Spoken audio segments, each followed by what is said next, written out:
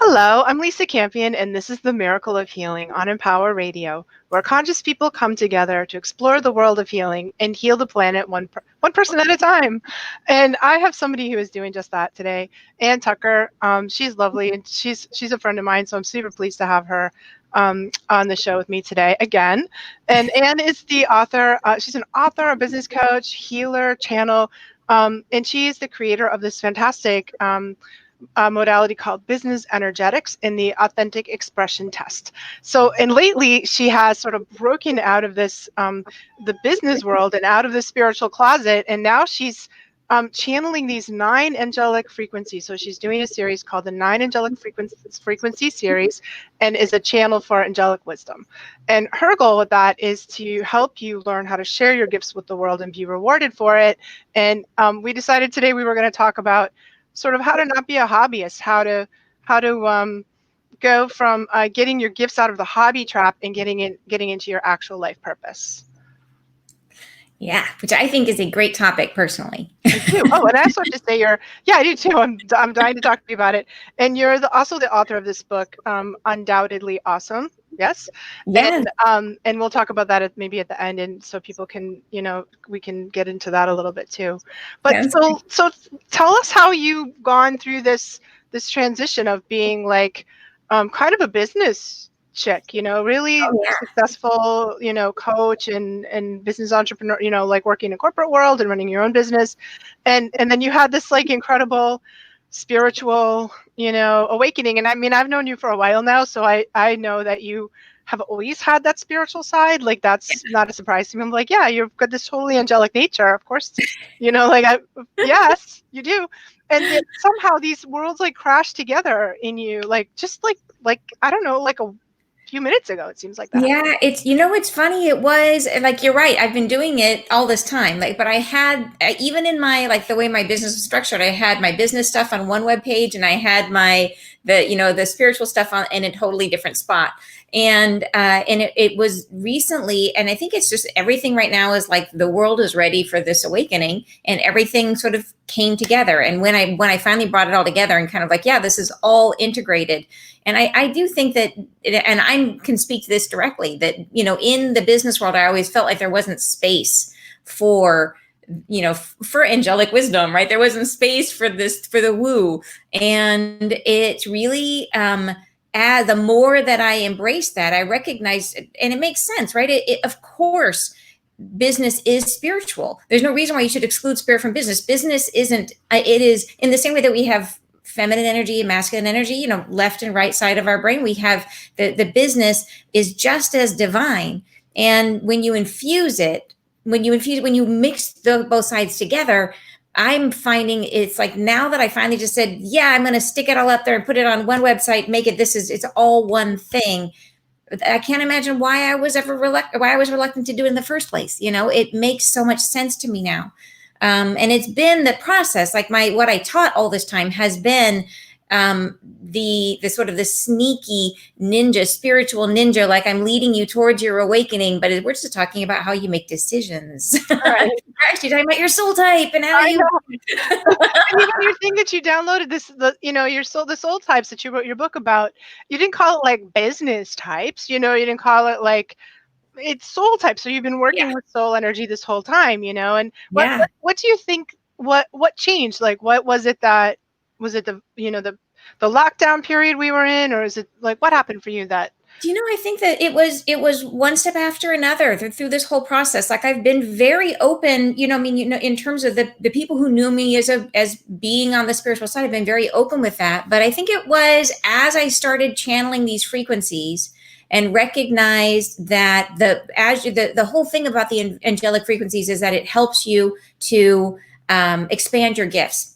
And the frequencies, there's one per month, and they're cumulative. That when you get one frequency, it's like they build. One builds upon the next. Yeah. And what's amazing about it, though, is that they're designed to help people not only grow their gifts, but to use their gifts. That it's like a seed that gets planted inside you, and it doesn't grow unless you use it, right? You have to get it out into the world. And so that, that recognizing this has always been my direction with business energetics. What I'm doing now is I have a whole course designed around helping people to figure out, like with all of us, healers and channels, business isn't necessarily our first expression. So you need a structure to support you when you're out there sharing your gifts. And this is in terms of having a divine purpose, I feel super inspired to teach people, to help people through that process, both from the perspective of helping them to expand their gifts, but then also giving them the structure to share the gifts. I think the two are super tightly intertwined. Yeah, they so are. And I think becoming more and more like, so I train healers for a really long time too. And, and I totally know what you mean about, people who are in the spirit, like more spiritual frame, healers, psychics, empaths, those types don't always have a bone for business. Like they don't always have like, an inner knowing of business. And I think they often need a coach or, somebody like you to help guide them. I've always liked entrepreneurship and just enjoy the process myself. But I had this, like, for me, like, moment. I was just thinking about this the other day, like years and years, like 17, 18 years ago, I was going through a divorce. Yeah. And I had this moment. I was like, I had 3 little kids. My kids were so small. They were like 3 and 5 and 8 years old. And I'd been working sort of as a hobbyist. I was working as like seeing, like, I was a stay-at-home mom. I had little kids. I was seeing like a few clients a week, 3 clients a week, 5 clients a month. It was okay to dabble, Yeah. And all of a sudden I was getting divorced. And I couldn't get a job to save my life. I couldn't find a corporate job. I'd never had one. So how was I going to get one, Right. And I remember I was so desperate. I was sitting in Wendy's filling out an application for a minimum wage job. And I was like crying. I was like, I was like, how did it come to this? Wow. And I just had this moment of like this like lightning strike where I was like, I'm going to do this. I'm going to take my business out of the hobby and do it full time, Yeah. And, yeah. and it was almost like I would rather die. I would rather die and then submit that application to Wendy's, and I like literally like threw it in the trash, and I was like, rah! And I went out and I put a deposit on on an office like the next day. That and is my awesome. my business, like, just that was it was like off and running after that. So that was I had no really help. I had to figure it out myself. Like I didn't know what I was doing either. But that was my moment. What do you think? Like, what do you think? And I've just talked to so many other people that are also and especially now in this environment where maybe they've lost their jobs, maybe they don't want to work the soul sucking corporate job that they hated, anymore. Like they and they're like, we're kind of at this crossroads where we're reevaluating our values and wanting to live more and more from that gift. What do you think? Do you see a trend there?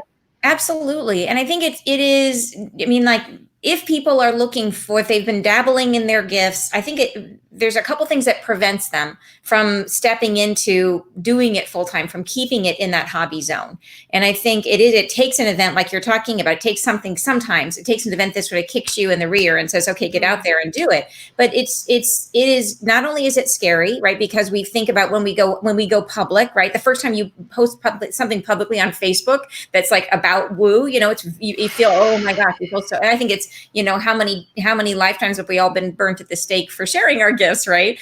But there's that piece of it. And then there's the second piece of it, which is that once you're in the process of developing your gifts, you're around other people who have been doing it longer. So you always think that you're never good enough, right? You always think I can't do this until I know, like, what if I get a client and it doesn't work? What if it's not going to happen for me? And you know what I mean? Or you feel like I have to be like Esther Hicks before I can, put my sign up and say I'm doing this professionally. So I think we pedestal a lot in this field. I think that we put other people on a pedestal, and the minute you do that, you're separating yourself from expressing your gifts. So I think that happens. And, and I think another weird thing that happens is I think that because of the fact that when you're expressing your gifts, you're frequently in an altered state. And it's like a dream state. And in the moment you come right out of it, you're like, that was awesome. It was so great. We connected and I saw this and this and this. And then 10 minutes later, it almost feels like it didn't happen. So I think all of these things conspire to make you feel like you're not ready and make you feel like it's too scary. And the thing I would challenge people in terms of taking themselves and taking their gifts seriously is that if you think of it like a child, and like if you have a child and you're a babysitter for that child, and how do you feel about that child when you're the babysitter, right? You think about them like you're going to have fun with them, right? And you're going to play games with them, and it's a good time. But if you sneak them a little chocolate cake, it's all okay. But what happens when you're the parent of that child? Like, how does your perspective shift when you're the parent? And when you're a parent, all of a sudden, you want to make sure that kid eats their vegetables. And are they going to bed on time? And are they learning their manners? And are they really becoming their best selves? Are they expressing themselves fully in the world, right? Like, you're looking out for the child's welfare and helping them grow. And that's the difference between taking your gifts as a hobby versus taking it seriously and turning it into a business.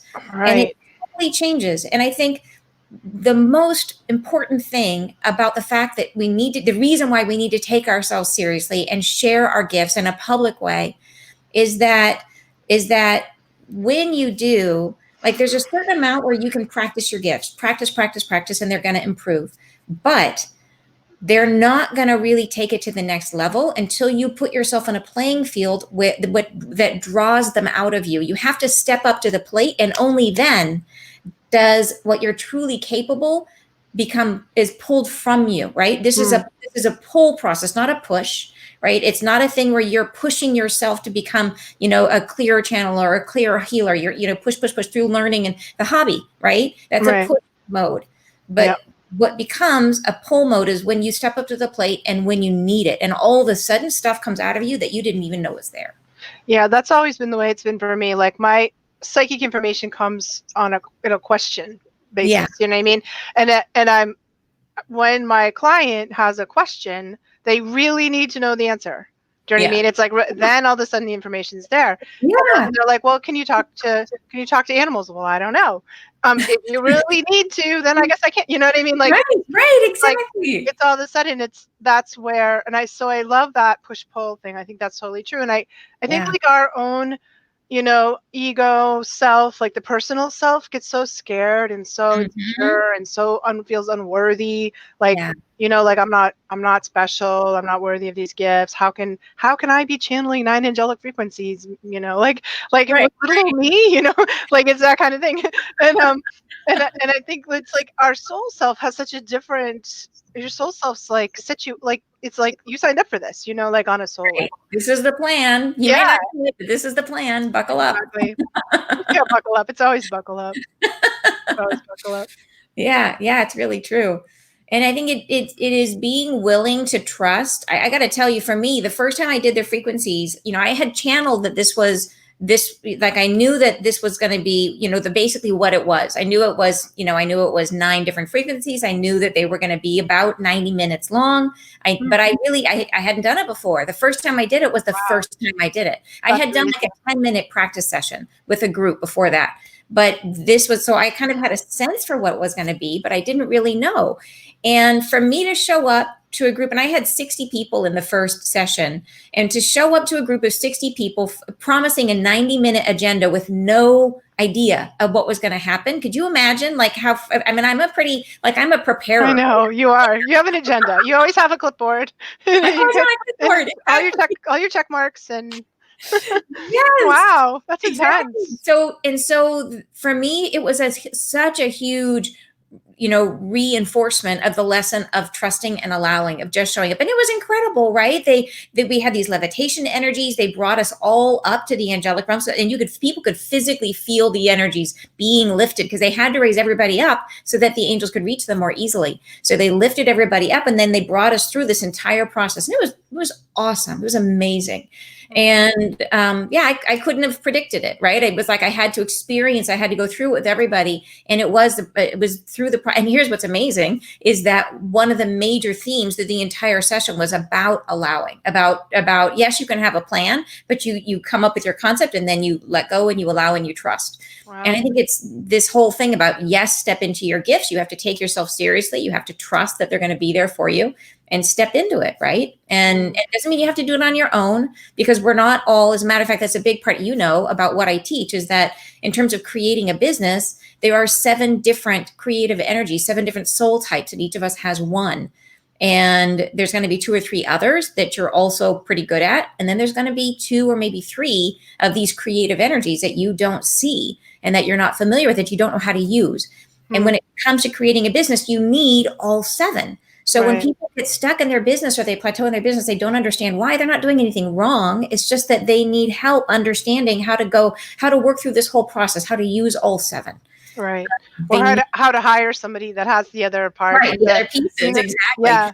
Yeah, but exactly. As a solopreneur, we don't usually, most of the people who are out there sharing their gifts are not looking to have a huge business, right? They're not looking to have a team, or like it's that they're solo practitioners. They want to have their business with their service. So that's when you have to be the one-man band. Mm-hmm. And that's really what my course is designed for. It's designed for those people who are like, okay, I'm doing a few clients. I want this business to support me full time, and I don't know how to make it happen. Do you feel like people have to work, especially healers, have to work through their resistance around charging money, or the things we have, like spiritual people don't charge money? In that past life I had like 5 times ago, they told me I couldn't do that or whatever, like, what about that? How do we work through that piece? I think there is definitely, and it varies depending on, like, I have met some people who refuse to say that, they refuse to use the word money anywhere in their marketing. They don't market. They don't want to market. It's a gift. It's gifting. If you would like to gift me something, like, it's literally there, that much of an aversion to doing it. And there is a lot of energy around that, right? That's very hard to overcome, because there's a lot of stuff around the energy exchange, that when you are offering your service, if you're doing it without an energy exchange, that you feel awesome about it, right? And that's where getting paid comes in. You don't feel good if you keep giving your service, and if you're getting something back that isn't something you really need, right? And if you're living in poverty, if you're living in a situation where you're worried about your expenses and you're giving your service away for free, or trading, or doing things that isn't giving you what you need, which is to support yourself in the world in a comfortable way. We're not supposed to be living bare minimum. We're supposed to be comfortable. We're supposed to be comfortable. The goal is to get to a place where you're so comfortable. It's not that you have to be Rockefeller. It means that you have to be not thinking about the money. You want to get to just to that perfect level where money is no longer on your mind, so that you can focus on your gifts, focus on your business and your gifts, because they are intertwined. It's that yin and yang, you need both. But I think that is, to me, getting to that place, I think, is critical. Yeah. And what's like a good first step for that? For the getting over the money part, or for just the whole thing? Like, if I wanted to go from being a hobbyist to being, a real professional, like, where would I start? First step is to charge. Absolutely, is to charge. And I think if somebody is really just starting out, then the first step is, okay, build up your confidence, do some trades, do some free sessions for friends in the beginning.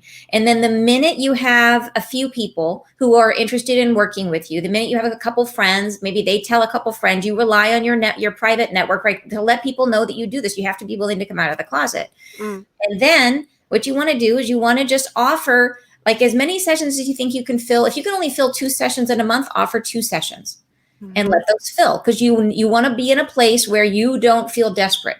You don't want to be emanating desperation. So you want to say, okay, I'm only offering 2 sessions this month. So if those 2 sell out, I am sold out. Only 2 sessions. And then when those 2 sell out, when you're selling out 2 successfully, add another, or add 2 more. Right. So then you're selling out 4 sessions. Right. And then you do this to get to a place where you start to feel like, I've actually got several people who are interested in work. I've got a business, right? But it's not a business yet. You just have clients coming in. In order to have a full business, you need an engine. You need to have a whole process involved that helps you to take care of these clients, to nurture them, and to take advantage. When leads come into your business, what do you do with them? Right. We end up focusing so much on bringing people into our business, right? We're always focused on, how do I get more clients? How do I get more? But the thing is, if you bring people into your business and there's no business, if they come in and they kind of fall out the other end, right? You're investing it you're basically losing a bunch of money, and you're losing it, like, you're spending money on trying to generate leads, and you're not you're really, it's like trying to put things into a funnel that has a hole at the end. Yeah. My business guy says generate leads, convert leads, provide world-class service. Yeah. And you have to do each of those steps along the way. And if you're not providing world-class service, you're not, that's the hole in the back end of the funnel. Right. Or you're providing world-class service, but you can't talk about it. You can't open your mouth and say what you do, or you're like, and it was hard for me because I was like, I'm a psychic. I'm like, well, I'm a psychic. What? It's like, it took me such a long time to really come out with that, because it's so, especially when I started, which was like dang near 30 years ago, when being that was like so controversial. Like, and now, even now it's still a little like, but there's more room, more leeway for it. But it's been like, for me, a constant, like, and then every time I get comfortable, I'm like, okay, now I think I publish a book. It's like a whole different, getting used to that. And then I just filmed for a TV episode, so it's like, wow. And I'm like, I was so nervous. I was like, I got the book publishing, and I'm like, okay, I just don't read my own book reviews, because that's not a good idea. But now TV, it's like that. And I'm like scared, like what's going to happen. So I think we have to sometimes do inner work too, don't we, to help us? Oh, for sure. To be able to hold it, right? I think one of the critical things is to understand that the whole process of, and one of the reasons I love that, coming to the planet as a healer, as a channel, as someone who is meant to be sharing your gifts, you have a purpose, but it's not just to help others, right? Your purpose is partly, yes, to share your gifts, but it's also for yourself. How are you being challenged, and how are you growing in your life? Like, you are as important, right? In terms of your journey, you are important. And a big part of that is, how are you growing? How are you stepping into challenge? And the business that you create, like every moment, every stage of your business is going to kick your rear. Yes, right? Absolutely. It never stops. I'm like 5 minutes in my comfort zone before and then the next thing comes, and I'm terrified at like every level. Hello, cat. I love your cat. But but I think that it is, and that's intentional, right? Is because it sort of puts you on this fast path for spiritual growth. And what I love, I mentioned the 7 different soul types, is that the goal is to help you work through all 7 different energies. So as you're trying to figure out, okay, how do I step up to doing, you talk about, how do I talk about my business? Well, that's one specific, one of the energies, right? That's expressive energy. So it's you have to learn all 7. When you do, it's like you begin to embody all aspects of creation. So it gives you a massive fast track in terms of your soul progress. So it's right now, it's really easy to stay in your comfort zone, to stay with the energy that you're used to. And it's so much more comfortable. And what we typically do is, when we're trying to get this going, we'll be like, okay, I'm going to do the part of my business that I'm comfortable with. And then I'm going to maybe do these other 2 tricks, like stop at step 1, and then I'll do maybe step 2 and step 3, because those I kind of know how to do. When I get to step 4, I'm scared. So I'm going to go back and do step 1 again, right? Because I know how to do that. I'm really comfortable with that. So I'm going to go back and do that some more. And that's what we do. So then we just keep doing step 1, 2, 3, 1, 2, 3. And then we never get past it. Yeah. So, and that's, to grow your business, you got to grow yourself. And I think we need coaching. We need somebody who can see the other side. So if people wanted to work with you, Anne, how do they find you? AnneTucker.com. It's ANNE Tucker.com. And it's there. You can find the frequency sessions there, as well as my channeling and business energetics. If you go up, there's a whole section, look under business energetics specifically for entrepreneurs, and you'll find all the information that you're looking for. Great. And you also have a book called Undoubtedly Awesome. And that is about these 7 creative types, these soul types, right? That's a fantastic book. I love that book. And I love the conversation you and I had once about what kind of soul type I was. I found it really validating and illuminating. So you guys run right out and get her book, because it's really great. Thank you so much. I appreciate that. Yeah, that was a fun show. I remember that one. That was really good. It was really good. Well, thank you so much, Anne. And I'm super excited I'm going to be doing your angelic frequency thing. And I'd love to have you back on actually again pretty soon, so we can talk about that. So we can talk about how you do the angels, like what is that all about? Because it's so interesting. And I know there are a lot of people who watch and listen who love angels and would love to get like an insider view, or who are curious about it. And I think you have like the real deal. You have the real connection with them. So let's I'd talk love about that to too share it. sometime. Yeah, that sounds great. It is mind blowing from my perspective, and I would love to share about it. Yeah, sounds great. Yeah, awesome. So thank all of you guys for listening today too. You can find me on my website, lisacampion.com. Stop by and say hi. And thank you again so much for joining us today on the Miracle of Healing, where we are healing the planet one person at a time right here on Empower Radio.